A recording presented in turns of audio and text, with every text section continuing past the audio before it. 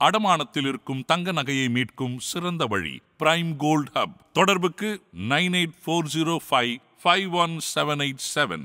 தங்கத்தை மட்டுமல்ல, தன்னம்பிக்கையையும் மீட்டு தருகிறோம். ஹாலிடேஸ்னாலே அது நம்ம ஜிடி ஹாலிடேஸ் தான். GT holidays, South India's #1 travel brand. You know you are special when you're with GT Holidays.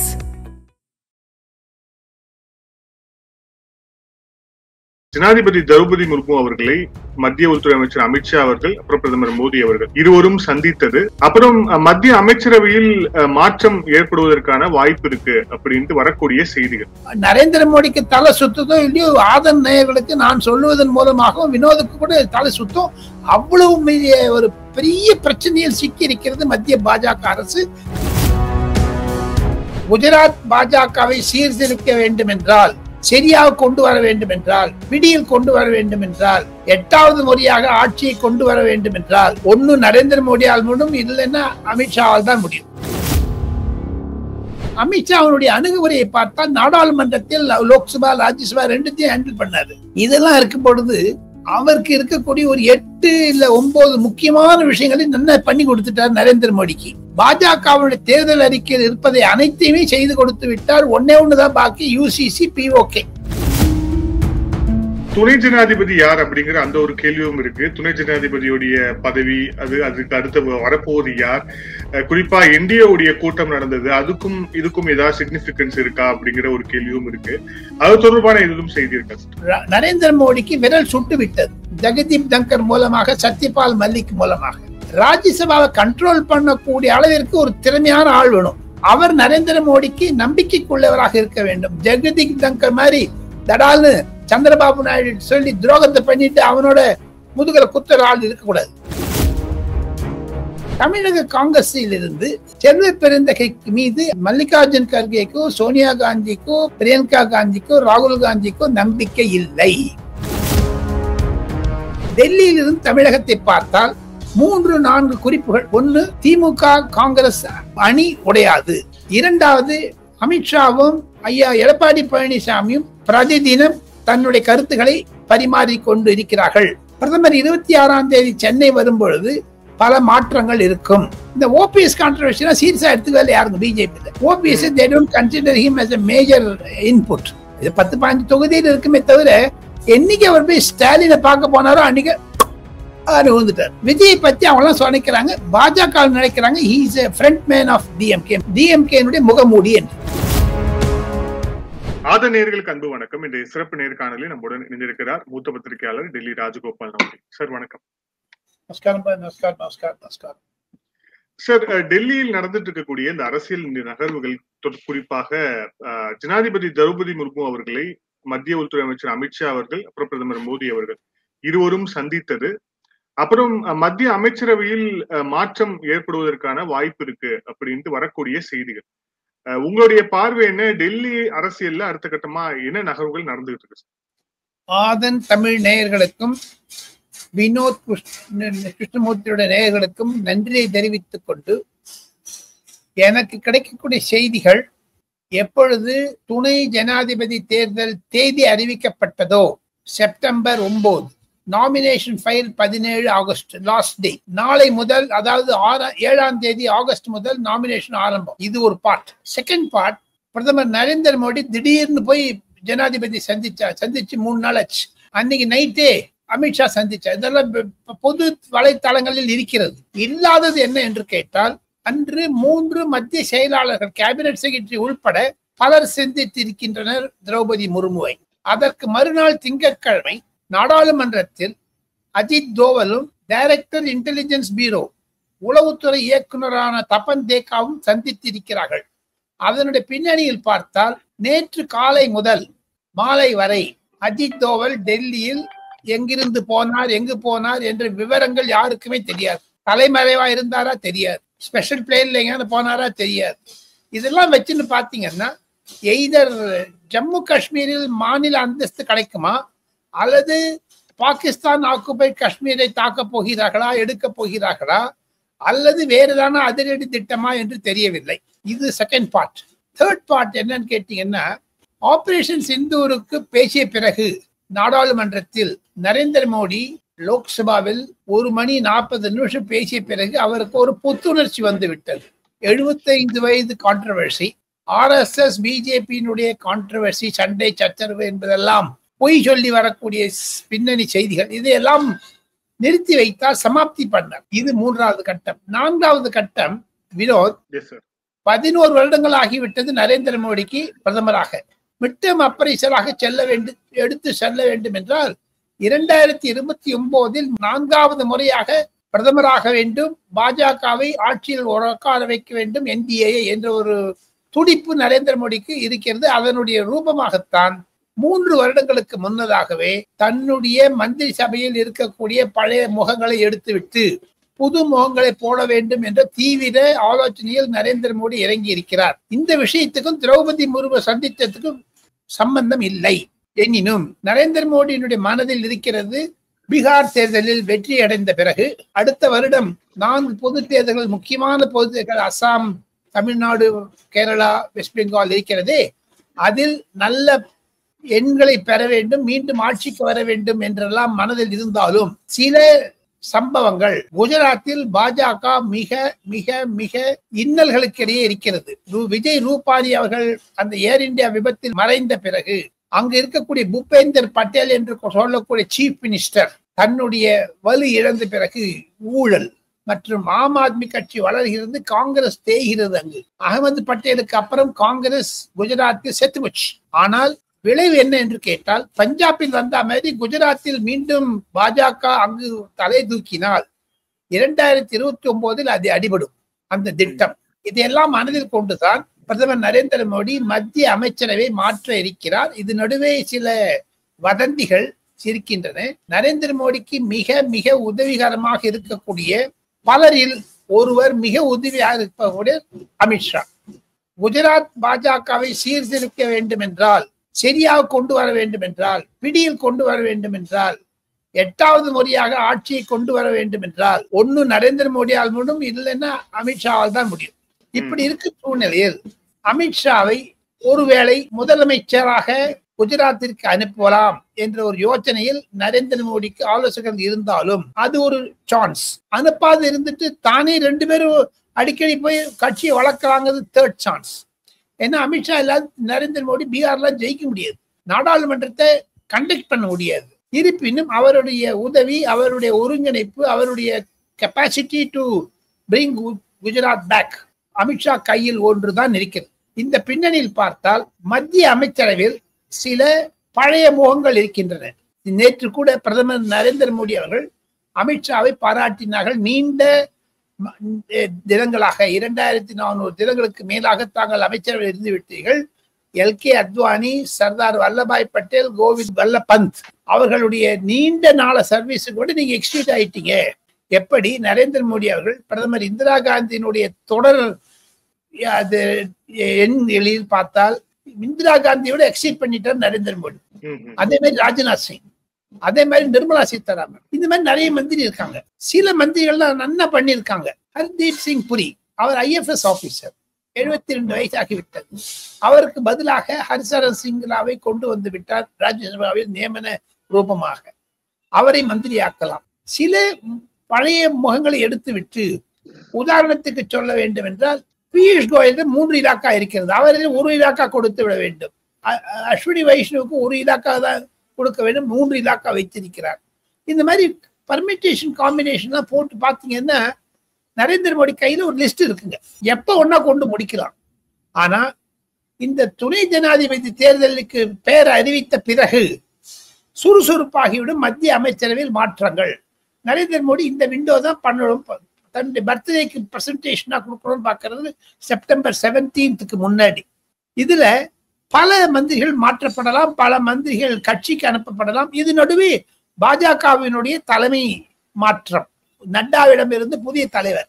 அந்த புதிய தலைவர் வந்தவுடன் அங்கு இருக்கக்கூடிய 7 துணைத் தலைவர்கள், 7 துணை பொதுச் செயலாளர்கள், 12 பொதுச் செயலாளர்கள், இப்படிலாம் ஒரு லிஸ்ட் இருக்கு பாருங்க. அந்த ஆபீஸ் பேரர்ஸ் அவங்களையும் மாற்றுவாங்க. BL சந்தோஷ் செக்ரட்டரி கோஆர்டினேஷன் இருக்கார், ஜெனரல் செக்ரட்டரி RSS அவருக்கு தான் தொடர்பு. அவரும் 6 வருஷமா இருந்துட்டாரு. நட்டா போன அப்புறம் நட்டா இடத்துக்கு சப்போஸ் பூபேந்தர் யாதவ் வராருன்னா இங்க டெல்லியில பேச்சுங்க. அவர் இப்போ அமைச்சராக இருக்கிறார் மத்திய அமைச்சரவையில்.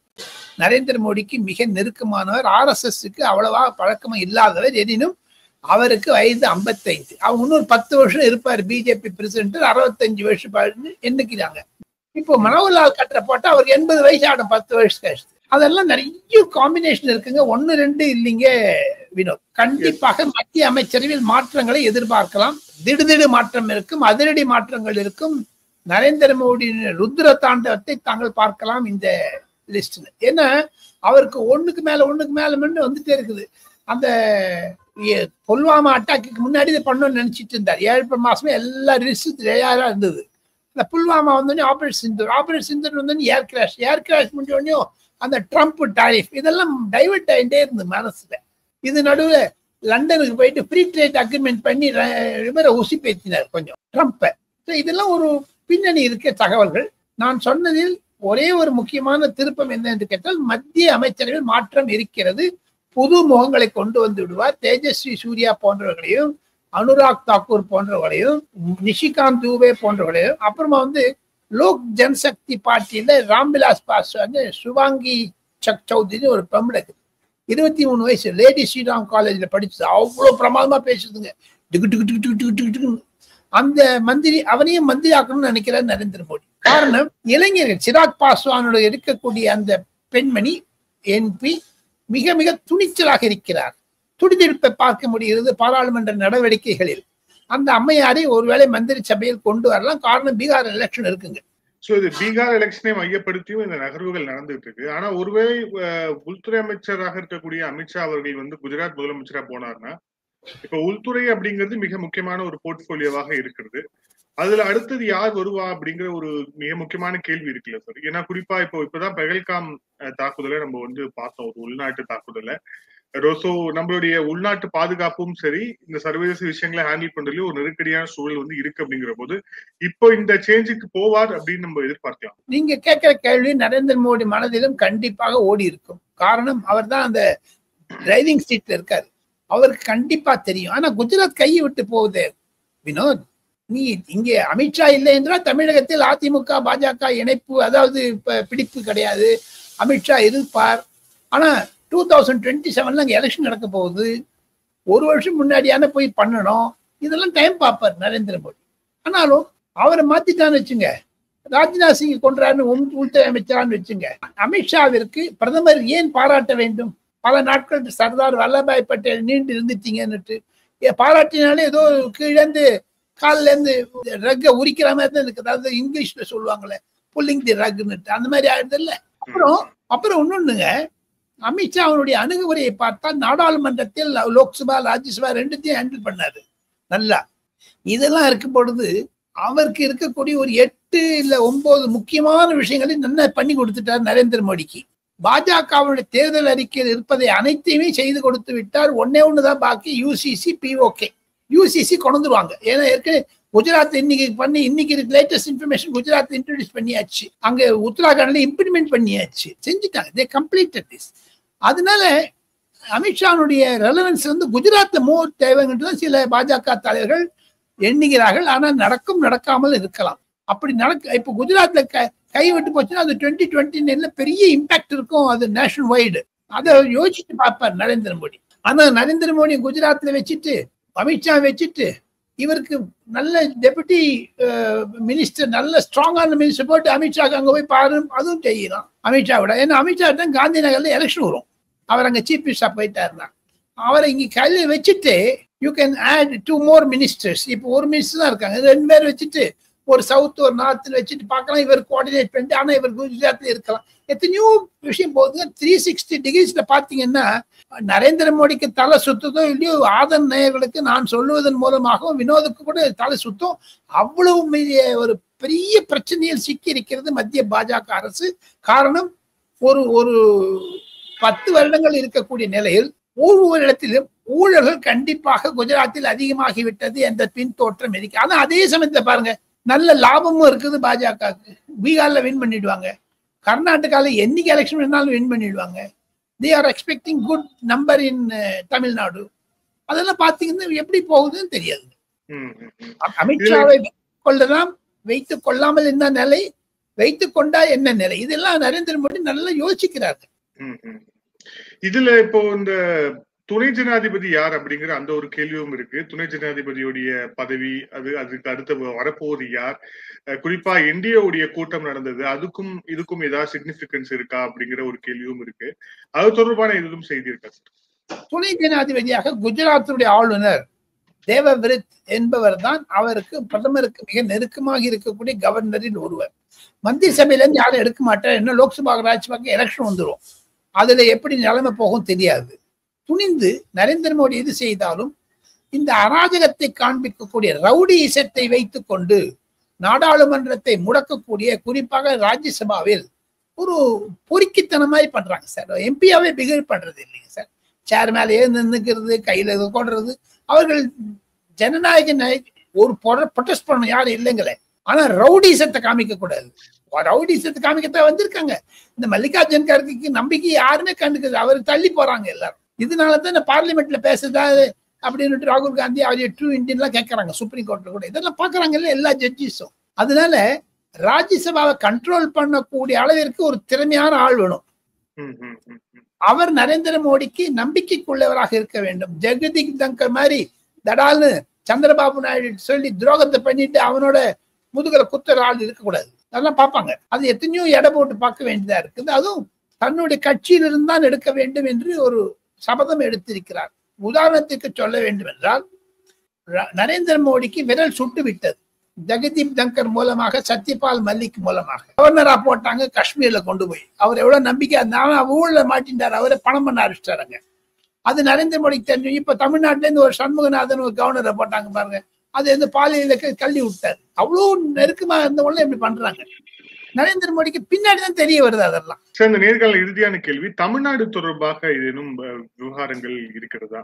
மிக குறிப்பாக நம்ம வந்து பாக்குறோம், இப்போ இந்த எலெக்ஷனுக்கான அந்த ஹீட் அப்படிங்கிறது தமிழ்நாட்டுல தொடங்கிடுச்சு. ஒரு பக்கம் அதிமுக பொதுச் செயலாளர் எடப்பாடி பழனிசாமி தீவிரமான தேர்தல் பிரச்சாரத்துல இருக்கிறாரு. நயனா நாகேந்திரன் இப்ப விருந்து கொடுத்ததெல்லாம் பார்த்தோம். இன்னொரு பக்கம் திமுக நலமுடன் ஸ்டாலின் சொல்லிட்டு அவங்களும் அவங்களுடைய இந்த மக்கள் நல திட்டங்களை வந்து இன்னும் ஸ்பீடா பண்ணிட்டு இருக்காங்க அப்படிங்கிறத பாக்குறோம். சோ இதை ஓவராலா டெல்லி எப்படி வியூ பண்ணுது? தமிழ்நாடு எலெக்ஷனுக்குன்னு பிரத்யேகமான திட்டங்கள் எதுவும் இருக்கா டெல்லியில? தமிழ்நாடு எலெக்ஷன் என்று கொண்டால் அது ஆளுங்கட்சி எதிர்கட்சி என்று டெல்லியில் இருக்கக்கூடிய பாஜக தரப்பிலிருந்து, கம்யூனிஸ்ட் தரப்பிலிருந்து, காங்கிரஸ் தரப்பிலிருந்து பார்க்க வேண்டுமே ஆனால் மிக டஃப்பான எலெக்ஷனாக இருக்கும் என்று தான் ஒரு இறுதி நிலை.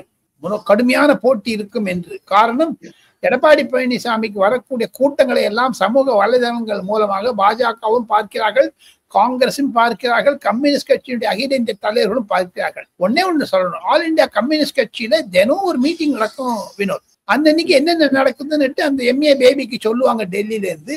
அதை தவிர அங்க பர்மனன்ட் செக்ரட்டரிஸ் இருக்காங்க, பொலிட்டிக்கலா கரெக்டா பண்ணுவாங்க. அதே மாதிரி பிஜேபியில இருக்குங்க. காங்கிரஸ்ல அது மாதிரி இல்லைங்க. நான் பிஜேபி ஆபீஸ்க்கு எப்ப அந்த தீன்தயாள் மார்க் புது ஆபீஸ் போன மாதிரி 5வது மாடியில ஒரு பெரிய ஹால் இருக்குங்க.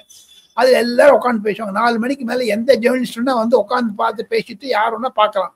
முன்னாடி அவங்க எல்லாம் ஒரு 2-3 நாளைக்கு வந்து உட்காந்து, நட்டாவே வந்துடுவாரு, அமித்ஷாவே வந்துடுவாரு. அப்படிதான் பேசும்பொழுது தமிழகத்தை மனதில் வைத்துக் கொண்டு பார்த்தால் திமுக என்பது வளர்ந்த கட்சி, பல ஆண்டுகள் நாட்டு தமிழகத்தை ஆண்டிருக்கிறது. ஆனால் இப்பொழுது ஐயா கருணாநிதிக்கு இருந்த பிடிப்பு ஐயா ஸ்டாலினுக்கு இல்லை என்பதை பாஜக உணர்கிறது. உணர்நிலை காரணமா, கட்சி உள்ள குழப்பமா, குடும்ப குழப்பமா, இது நடுவுல இன்டர்னல் ஃபைட் நிறைய இருக்குது தெரியுது அவங்களுக்கு எல்லாம். காரணம், சில எம்பிக்களே போய் சொல்றாங்க, சில பெண்மணி எம்பிக்களே, அமைச்சர்களே, பாராளுமன்றத்திலேயே லோக்சபாலேயே அமித்ஷா பாராட்டக்கூடிய அந்த பெண்மணி கன்னிமொழி அவர்கள் கண்டிப்பாக சிலதை பகிர்ந்து கொள்கிறாரோ என்ற சந்தேகம் பல திமுக எம்பிக்களுக்கு வர ஆரம்பிச்சிருச்சு. அந்த நிலையில் பாத்தீங்கன்னா இப்ப காங்கிரஸ்க்கு வருவோம். தமிழக காங்கிரஸில் இருந்து செல்வ பெருந்தகைக்கு மீது மல்லிகார்ஜுன் கர்கேக்கோ, சோனியா காந்திக்கோ, பிரியங்கா காந்திக்கோ, ராகுல் காந்திக்கோ நம்பிக்கை இல்லை. அதை வெளிப்படையாக முகுல் வாஸ்னிக், கேசி வேணுகோபால், ஜெயராம் ரமேஷ் போன்ற தலைவர்கள், ராகுல் காந்தி அருகே இருக்கக்கூடியவர்கள் என்னிடமும் பல தமிழ் பத்திரிகைக்காரர்களும் பகிர்ந்து கொள்ளக்கூடிய செய்தி அது. காரணம், மத்திய காங்கிரசுடைய அனுமதி இல்லாமல் ஏன் ஐயா ராமதாஸை பார்த்தார் என்ற கேள்வி பதில் இல்லை இருக்கலாம். மல்லிகார்ஜுன் கர்கேக்கு பிறந்த நாள் அன்று ஒரு மார்னிங் ஃபிளைட் வந்துட்டு ஈவினிங் ஃபிளைட்டை போயிட்டாரே தவிர மத்திய காங்கிரஸ் தலைமையில் இருக்கக்கூடிய சீனியர் தலைவர்களுக்கெல்லாம் செல்வ பெருந்தகை மீது இருந்த நம்பிக்கை பகிர்ந்து விட்டது. உண்மையை சொல்ல போனார். ஆனா அவருக்கு பதிலா வேணும்னுட்டு நிறைய பேர் இங்க உட்காந்து கேம்ப் பண்றாங்க. திமுகவோட மு.க. ஸ்டாலின் பாக்கெட்ல இருக்காரு செல்வ பெருந்தகை என்று. அதுல மாணிக் தாக்கூர், திருநாவுக்கரசு, ப. சிதம்பரம், கார்த்திக் சிதம்பரம், ஜோதிமணி, செல்லக்குமார் அவங்க எல்லாம் உட்கார்ந்து இருக்காங்க. இங்க அவங்களும் ஜாம்பவாங்க. அவங்க உட்காந்து அடிக்கிறாங்க. டொக்கு ஆன்டி செல்வ பெருந்தகை குரூப் இது. என்னை பொறுத்த மட்டும் தமிழகத்தில் சூடு பிடித்து விட்டது. கூடிய விரைவில் தமிழக காங்கிரஸ் தலைவர் மாற்றப்படுவார். 1. 2, திமுகவுடன் உறவு கண்டிப்பாக நீடிக்கும் காங்கிரஸ். நீங்க என்னதான் சொன்னாலும் கடைசி நிமிஷத்தை ராகுல் காந்தி வந்து ஸ்டாலினை கைவிட மாட்டார். விஜய் என்னதான் ட்ரை பண்ணாலும் திருமாவளவன் பண்ணக்கூடிய பாலிடிக்ஸ் வந்து கவட நாடகம் ஆடுறாரு. 2 பக்கமும் கோல் அடிக்குது. RSS பத்தி பாராட்டுறாரு, அமித்ஷாவை திட்டுறாரு, காங்கிரஸை பாராட்டுறாரு, விஜயை கொண்டு போய் நிறுத்துறாரு, விஜயோட கை போட்டுக்கணும்னு பாக்குறாரு. அவர் ஒரு தகுடு திட்டமா இருக்காரு. ஏன்னா பாமக உடஞ்சி எங்க வந்துட்டுன்னா அவர் பால காலி. அதே மாதிரி மதிமுக இந்த துரை வைகோ போய் பார்த்து ஒண்ணுமே இல்லைங்க, அவர் சும்மா போய் போட்டோ எடுத்துன்னு வந்துட்டார் போய்.